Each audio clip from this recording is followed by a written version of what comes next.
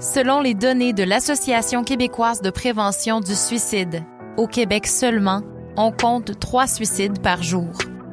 Toujours selon la QPS, on estime qu'un suicide plonge dans le deuil une vingtaine de personnes. L'association nous rappelle qu'il s'agit d'un important problème de santé publique. Il est donc nécessaire d'intensifier les efforts de prévention. Dans cet épisode, nous aborderons la prévention du suicide avec Nancy Gédéon, agente de planification, programmation et de recherche, répondante régionale en santé mentale et en prévention du suicide à la Direction de santé publique.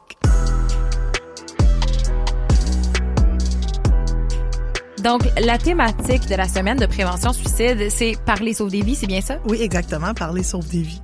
Mais c'est un sujet qu'on n'est pas tous à l'aise d'aborder et on se demande comment on peut bien en parler de façon sécuritaire.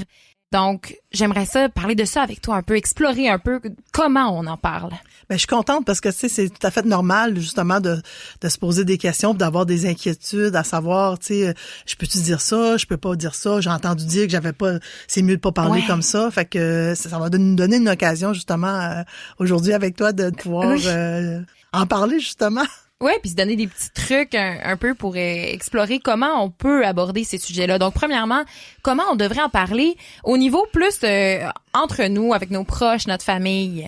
Ben c'est sûr que si on est comme inquiet pour quelqu'un, c'est différent que de parler en général de la prévention du suicide. Mais si on est, exemple, dans quelqu'un de notre entourage, puis qu'on est inquiet pour cette personne-là, c'est sûr que moi, j'encourage fortement d'en parler. Puis tu sais, on a chacun nos personnalités, chacun nos façons de faire. Tu sais, quand on a parlé de la semaine de prévention du suicide, on a dit de oser poser la question, penses-tu au suicide?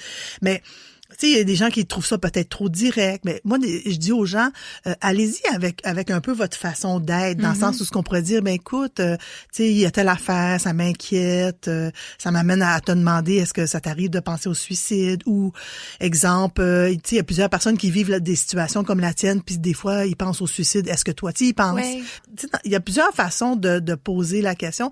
C'est juste de trouver notre façon à nous avec laquelle on se sent à l'aise. Mm-hmm. Puis de se rappeler qu'il y a pas de danger à poser cette question-là à quelqu'un comme ça.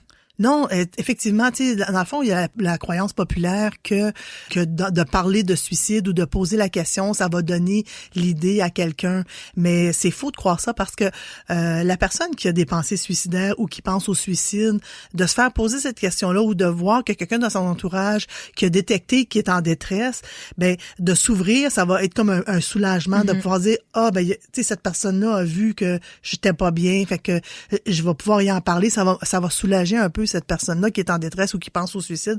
Il va sentir une ouverture chez la personne de l'entourage, puis de pas se sentir, tu sais, jugé. Oui. T'sais. C'est ça, c'est pas de questionner quelqu'un qui va être dangereux, entre guillemets. La nuance est à faire plutôt au niveau de comment on va parler du suicide, par exemple, d'un artiste dans les médias, ou comment on aborde le sujet en groupe. Oui, c'est ça. Puis des fois, il y a certains mots qu'on essaie d'éviter. Puis effectivement, c'est plate à dire, mais des fois, les médias, c'est comme une sensation, c'est quelque chose de sensationnel. Oui. Puis de le présenter comme ça, c'est un peu ça le danger, tu sais. Ou d'utiliser comme le mot suicide avec comme une solution, alors qu'on sait très bien que le suicide, c'est pas une solution, c'est l'absence de solution. C'est ça, de dire, par exemple, il a trouvé la paix. Ou on a déjà entendu des choses comme ça, de référer à quelque chose comme si c'est un soulagement, alors que c'est l'absence de possibilité d'une impasse, une détresse terrible. Oui, c'est ça, c'est une détresse importante. La personne, c'est comme si elle est tellement remplie d'émotions négatives, de problèmes, de difficultés. Elle pense qu'elle vaut plus rien. L'entourage, tu sais, les gens, les préjugés de la société aussi. Des fois, les gens parlent de lâcheté, de dépressif, de problèmes, des personnes qui ont des problèmes de santé mentale. Fait que tout ça là autour d'une personne qui est en détresse, la personne qui entend ces préjugés-là véhiculés, il finit aussi par les croire. Fait que c'est vraiment important là, de faire très attention de la façon qu'on en parle. Mais puis quand on demande à quelqu'un s'il pense au suicide, si on y revient un petit peu, c'est sûr que si on lui dit « Oh mon Dieu, j'espère que tu penses pas au suicide », c'est sûr que la personne elle va peut-être être moins enclin à s'ouvrir. Mais si on est vraiment préoccupé puis qu'on démontre vraiment « Écoute, tu m'inquiètes, je vois tout ça, puis ça me fait penser, mon Dieu, est-ce que tu penses au suicide? » Fait que il faut vraiment faire attention à la façon qu'on en parle. Mais je pense que si on le fait en toute honnêteté, en toute préoccupation pour la personne qui est avec nous, je pense que ça devient plus facilitant, puis ça devient aussi une démonstration d'ouverture envers l'autre. C'est ça, je pense que la nuance est justement dans l'inquiétude pour l'autre, d'en parler comme une préoccupation pour quelqu'un qu'on aime, au jeu, de ce qu'on ressent puis ce qu'on voit. Je pense qu'il faut se rassurer sur la possibilité de l'aborder en famille avec nos proches aussitôt qu'on a une inquiétude. Exactement. Puis aussi, de pas penser que, exemple, la personne qui ça ferait plusieurs fois qu'elle parle de suicide ou qu'elle a des idées suicidaires, ben là, tu sais, elle en parle tout le temps, puis elle le fera pas. Elle a besoin d'attention. Ouais, ça, oui. Ou penser qu'elle manipule. Ouais. Non, tu sais, une personne qui a des idées suicidaires, c'est une personne qui est en souffrance.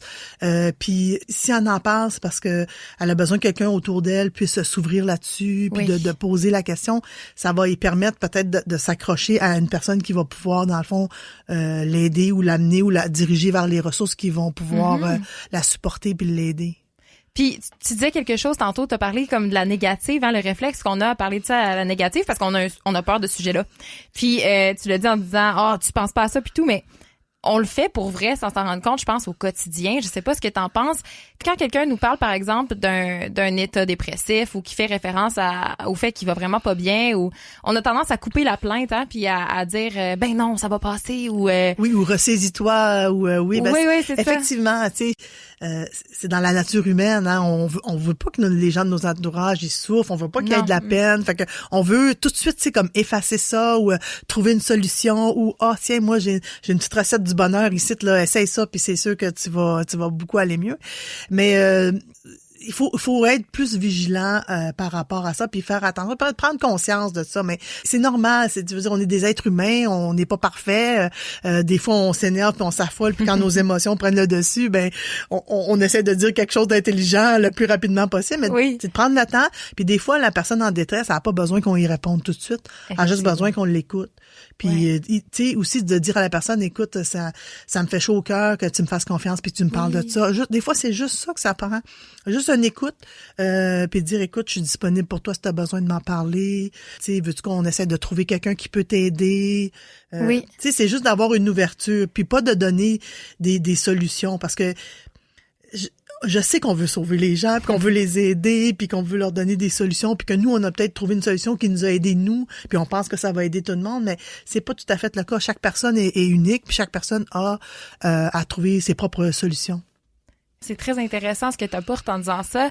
Donc, on peut dire d'écouter, laisser de la place à l'autre, le valider un peu dans le fait qu'il s'ouvre, qu'il en parle pour briser l'isolement que la personne vit. Sinon, dans les autres trucs pour faciliter la conversation. Ben tu sais, trouver un bon moment, tu sais, c'est sûr que si la personne est à l'épicerie, c'est peut-être pas le bon moment pour dire hey, comment tu vas? Mais voilà, trouver ce moment-là précieux, puis tu sais, comme trouver notre façon à nous de le dire. Comme je t'ai dit tantôt, moi je suis plus du type direct, j'aurais eu plus tendance à demander à quelqu'un ben est-ce que tu penses au suicide? Mais il y a des gens qui sont moins à l'aise avec ça, qui trouvent ça trop ça vient trop les chercher. Ben c'est de trouver, écoute, avec tout ce que tu me dis, ça m'inquiète, est-ce que ça t'arrive de penser au suicide? Puis à ce moment-là, de pouvoir dire, ben écoute, on va trouver ensemble une personne qui peut t'aider là-dedans. Oui. Et il y a beaucoup de ressources et on va revenir là-dessus ensemble pour voir un peu où est-ce qu'on peut référer, à quoi on peut se référer, nous aussi. Et il y a même des formations, tu me disais, qui sont offertes. Oui, exactement. Comment on nomme ça, des idéations suicidaires? On parle souvent d'idées noires. Est-ce que c'est quelque chose qu'on peut dire? Ben dans le fond, j'utilise pas idée noire parce que c'est pas assez précis qu'est-ce que ça veut dire. Même on demande pas aux gens non plus quand on parle de prévention du suicide, est-ce que tu veux mourir? Parce que souvent les gens qui pensent au suicide veulent pas mourir, ils veulent arrêter de souffrir. Oui. Fait que ça, c'est important aussi, tu sais, quand on parlait de comment on pose la question, éviter de demander aux gens s'ils veulent mourir, parce qu'ils veulent pas mourir, ils veulent arrêter de souffrir. Fait que c'est pour ça quand on recommande aux gens de dire, est-ce que vous pensez au suicide? Est-ce que ça fait tellement mal que tu penses au suicide? Exactement. D'être vraiment clair. Oui, exactement. Utiliser les bons mots, c'est ça qui est important. Fait que si on demande à quelqu'un s'il a des idées noires, qu'est-ce que ça veut dire vraiment? On ne sait pas. On n'a pas la vraie réponse. Non, puis peut-être que ça veut dire quelque chose de différent pour moi que pour toi. L'interprétation est trop libre. Est trop libre, exactement. Intéressant. Mais on peut dire que c'est symptomatique de quelque chose qu'on vit. Se rappeler en fait que une dépression, par exemple, ça se guérit. Donc oui, effectivement. Puis tu sais, je veux dire qu'une personne qui en arrive à avoir des idées suicidaires, généralement, ça arrive pas du jour au lendemain. C'est une accumulation de difficultés, de problèmes, qu'on va pas bien. Puis c'est pas toutes les gens qui font une dépression qui ont des idées suicidaires. Non, c'est vrai. OK? Fait que puis c'est pas. Il y a des préjugés là-dessus aussi. Oui, exactement. Fait que c'est pas toutes les gens qui ont des idées suicidaires qui sont dépressifs, et c'est pas toutes les gens qui sont dépressifs qui ont des idées suicidaires. Ouais. Mais quand on est rendu à avoir des idées suicidaires, c'est parce qu'on a une accumulation de plusieurs situations, puis c'est différent pour chacun. On a un poids sur les épaules, on a des pensées qui nous font plus voir dans le fond la présent de façon réaliste. On a tendance à, tu sais, des fois je dis pour décrire ça, c'est que c'est comme si on a le journal, là, la première page là, qui est toujours sensationnelle, là, mais que c'est comme si c'est juste ça qu'on voit. Ouais. On oublie qu'à l'intérieur du journal il y a eu des bons moments, on oublie que il y a eu des moments où est-ce que ça allait mieux, il y a eu des bons moments avec des amis, mais c'est comme si on oubliait ça. Il y a des filtres, hein, puis on voit plus de possibilités, on a l'impression qu'il n'y a plus de solutions. Ben on manque d'issue, c'est comme si on manquait d'issue. Fait que c'est ce qu'on voit, c'est les difficultés, les problèmes, la première page là. Puis on reste comme juste sur cette première page là. Puis on voit pas que ce sont des pensées qui vont s'arrêter ou qui que c'est notre cerveau qui nous joue des tours aussi. Ben c'est parce que tu sais dans le fond, il faut qu'on en arrive la personne qui a des idées suicidaires, il faut qu'on en arrive à prendre un temps d'arrêt, réaliser que pour l'instant, ça va pas, j'ai des problèmes, puis je dois les régler. Mais il faut que je prenne ce temps d'arrêt-là, puis que j'aille chercher l'aide que j'ai besoin pour régler les problèmes. Dans le fond, c'est ça l'objectif d'informer et de sensibiliser la population pour en arriver à ce que on puisse offrir ce temps d'arrêt-là à la personne qui... C'est ça, puis réaliser, je serai pas toujours comme ça. Non, exactement. Ça sera pas toujours comme ça, mais quand t'es là-dedans... Tu le vois pas. Tu le vois pas. C'est ça. C'est pour ça que c'est important que l'entourage puisse... Oh my God, tu sais, il a pas l'air de bien aller. Oui. Je pense que je vais aller voir comment il va, je vais lui poser des questions, je vais l'écouter, puis je vais peut-être y recommander l'aide qu'il peut recevoir, etc. Est-ce qu'il y a des signes ou des symptômes qui sont associés au suicide?